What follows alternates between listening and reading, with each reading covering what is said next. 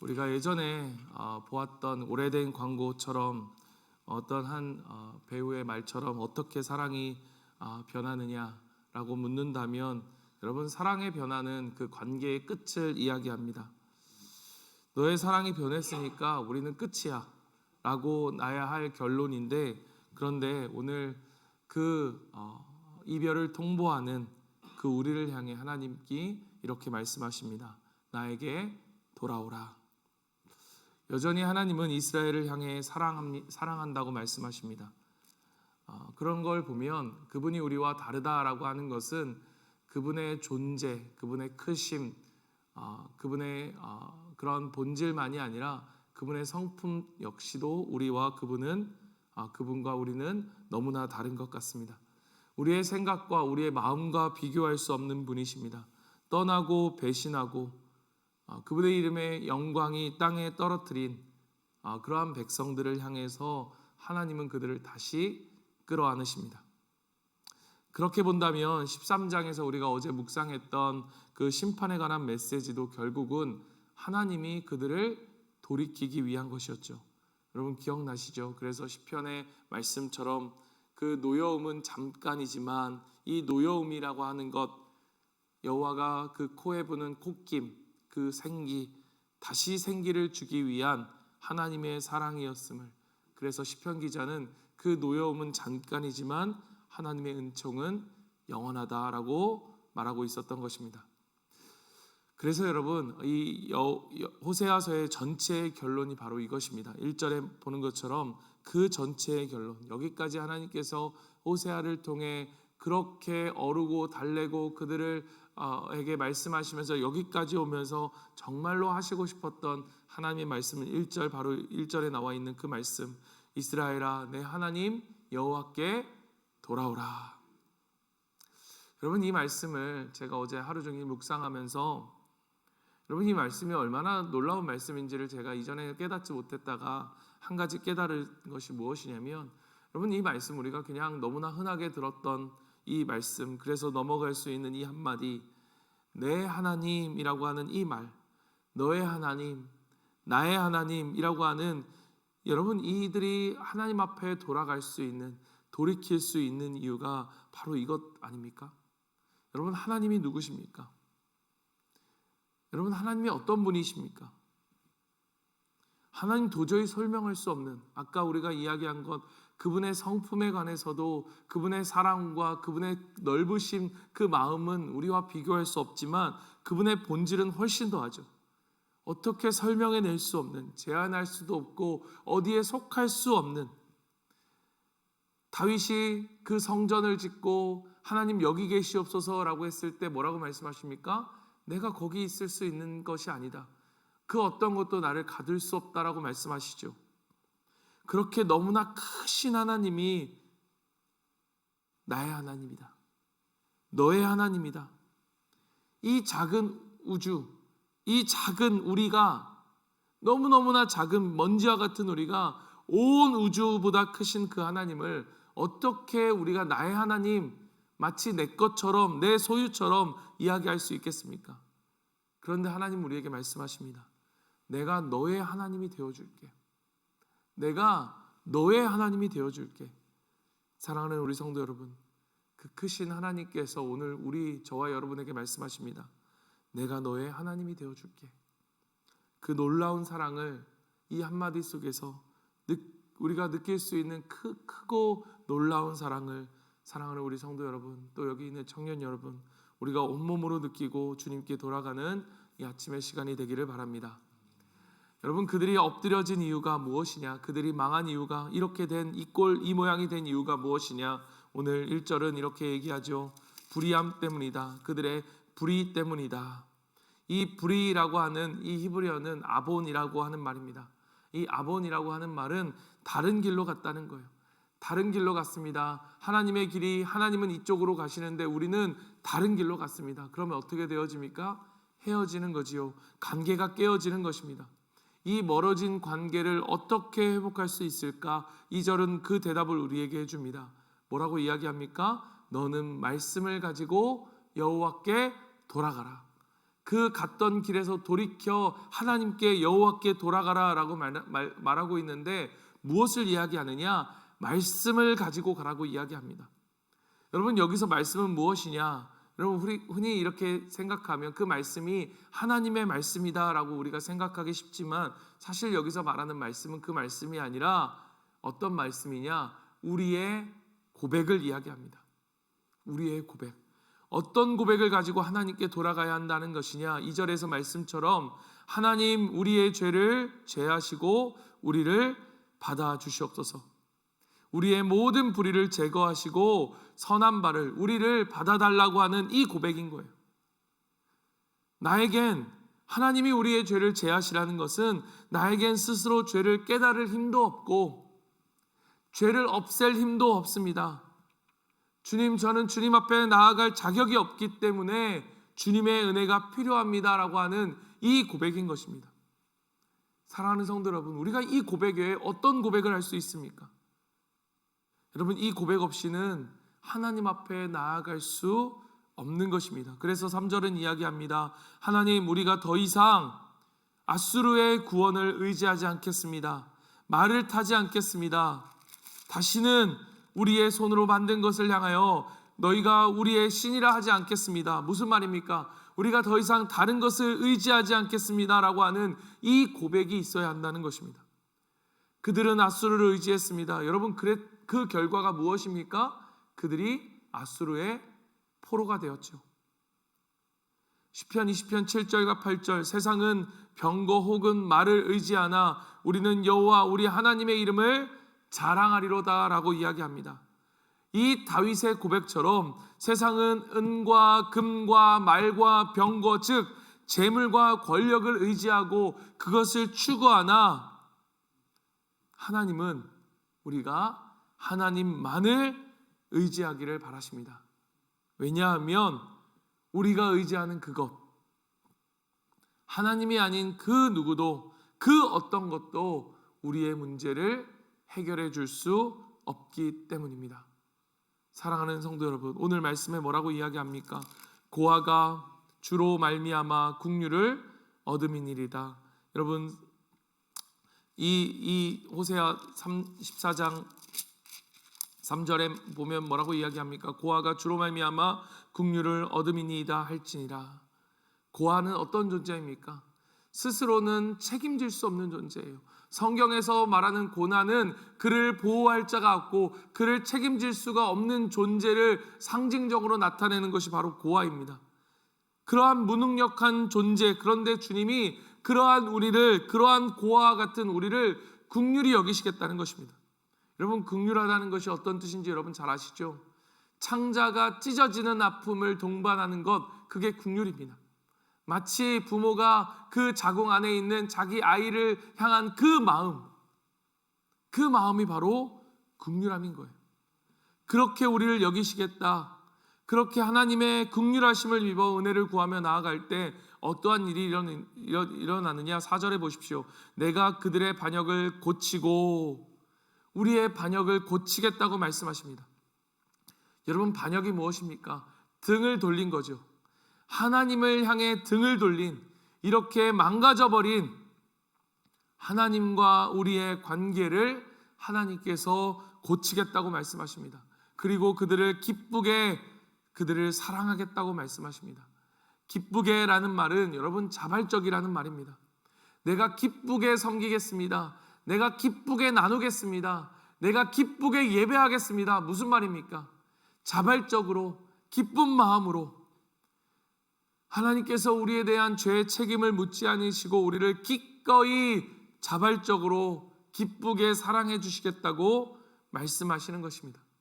여러분, 이 자발적이라고 하는 이 말이 무엇을 보여주느냐면 조건적이 아니라는 것입니다. 이 말은 어떠한 조건을 내세운다면 그 어떤 것도 우리는 그 조건을 만족시킬 수 있다 없다? 없다는 것입니다. 여러분, 우리가 하나님 앞에 고백합니다. 하나님, 내가 더 이상 불의를 따르지 않겠습니다. 앗수르를 따르지 않겠습니다. 애굽도 의지하지 않겠습니다. 여러분, 우리가 이렇게 아무리 우리의 마음에 진심을 담아 고백한다 해도 여러분, 하나님은 알고 계세요. 무엇을 알고 계십니까? 우리가 그렇게 살지 못할 것을, 또 넘어지고 또 돌아가고 또 죄를 질 수밖에 없는 자들임을 하나님은 알고 계십니다. 그래서 그 어떤 조건으로도 하나님은 그 조건으로 우리를 사랑할 수 없는 거예요. 우리는 누가 우리에게 몇 번을 말하고, 여러분, 만약에 우리가 똑같은 말을 계속하고 그걸 지키지 않는다면 우리는 뭐라고 얘기할 겁니까? 여러분, 자녀들이 무언가를 얘기하고 그 얘기를 계속해서 어긴다면 여러분 뭐라고 얘기하시겠습니까? 나는 네가 더 이상 어떠한 말을 해도 믿지 않을 거야. 그런데 하나님은 그러한 우리를 자발적으로 기꺼이 우리를 받아주시고 사랑해 주시고 고쳐주시겠다는 것입니다. 우리는 고백을 가지고 주님께 나아가지만 여러분, 그 고백 때문에 우리가 구원을 받는 것이 아닙니다. 우리를 구원하셨기 때문에, 우리를 사랑하시기 때문에 우리의 고백이 하나님께 기쁨이 되는 거예요. 여러분, 이것을 기억하셔야 됩니다. 제가 요즘 이제 새벽에 4시쯤 일어나니까 이제 아내가 같이 이제 자면 너무 일찍 일어나게 되니까 제가 다른 방에서 자고 이제 자는데, 어제는 아들이 와서 같이 아빠랑 자겠다고 왔습니다. 그래서 아들을 꼭 껴안고 이렇게 자는데 아들이 그러는 거예요. 아들이 좀 애교가 있거든요. 그래서 아빠가 제일 좋아, 엄마보다 제일 좋아, 막 이러면서 막 이렇게 애교를 하면서 얼굴을 비비면서 막 이렇게 껴안고 자는 거예요. 그러면서 곧바로 자기가 좋아하는 여자 얘기를 하는 거예요. 왜 좋냐고. 이름을 말할 수는 없지만 왜 좋냐고. 되게 이쁘대요. 착하대요. 되게 말을 이쁘게 잘한대요. 그래서 생각한 게, 아이고, 나중에 이놈이 지 좋아하는 여자친구 데리고 오면 또 이게 지 마누라 생기고 이러면 곧 이런 게 다 없어지겠지라고 생각이 되는데, 여러분, 그래도 그럴 그 아들이지만 그런데 너무 좋은 거예요. 그 아이의 고백이 너무 좋은 거예요. 제가 그랬듯 하나님도 여러분 우리의 고백을 기뻐하십니다. 왜냐하면 우리가 하나님의 자녀이기 때문이에요. 너무너무나 사랑하는 자녀이기 때문에. 사랑하는 성도 여러분, 오늘 이 아침에 우리가 주님 앞에 드리는 회개와 고백이 하나님의 기쁨이 되어질 수 있음에 여러분 감사하시길 바랍니다. 그래서 여러분의 입술로 그 고백을 꼭 하나님 앞에 드리며 나아가길 바랍니다. 그러면서 하나님은 이러한 고백을 하며 나아오는 자들, 그들을 향해 놀라운 약속을 주십니다. 여러분 5절과 6절을 보십시오. 내가 이스라엘에게 이슬과 같으리니 그가 백합화 같이 피겠고 레바논 백향목같이 뿌리가 박힐 것이라. 여러분, 이렇게 하나님의 긍휼을 구하며 그 은혜를 붙들고 나아오는 하나님의 백성들에게 하나님이 뭐라고 말씀하시냐? 내가 그들의 이슬이 되어줄 것이다 라고 말합니다. 여러분, 하나님이 이슬이 되신다는 것이 어떤 말일까요? 하나님이 그들의 단비가 되어주신다, 소낙비가 되어주신다도 아니고 왜 이슬이라고 말씀하셨는가? 여러분, 이스라엘은 건기와 우기가 분명하게 나누어져 있는 나라입니다. 우기는 괜찮지만 이 건기는 그 건기의 계절을 버텨내야 할 수 있는, 그 버틸 수 있는 게 무엇이냐? 바로 이 밤과 낮 사이 이 새벽에 내리는 바로 이슬 때문인 거예요. 아주 미미한 양의 이슬이지만, 아주 적은 이슬이지만 매일 맺히는 그 이슬을 통해서 그 이슬이 그들에게는 없어서는 안 될 그 건기를 버텨내고 그 생명을 유지시키는 매일의 은혜고 즉 생명인 것입니다. 사랑하는 성도 여러분, 하나님이 우리의 생명의 주권자이고 우리를 보호해 주시는 그 은혜, 그 매일의 은혜, 여러분, 이 은혜로 우리가 살아가고 있음을 여러분 아십니까? 우리가 건기와 같은 시절 속에서도 주님은 그 이슬처럼 매일매일의 우리의 삶을 인도하시고 보호하시고 책임져 주십니다. 여러분, 우리가 그냥 자연스럽게 숨을 내쉬는 것 같지만, 여러분, 목숨이라는 게 뭡니까? 숨을 내쉰다는 거잖아요. 그런데 이 숨을 내쉴 수 있는 우리가 이 숨을 더 이상 내쉴 수 없는 그러한 삶의 끝에 다다르는 것은 너무나 쉬운 일이에요. 그럼에도 불구하고 우리가 오늘 숨을 내쉬며 두 다리로 우리가 이 자리에 나와 기도할 수 있고, 우리가 일터에 나아갈 수 있고, 우리 아이를 부둥켜 안고 안을 수 있는 이 은혜가 하나님의 은혜가 아니고서는 여러분 우리가 누릴 수 없는 날들이라는 것입니다.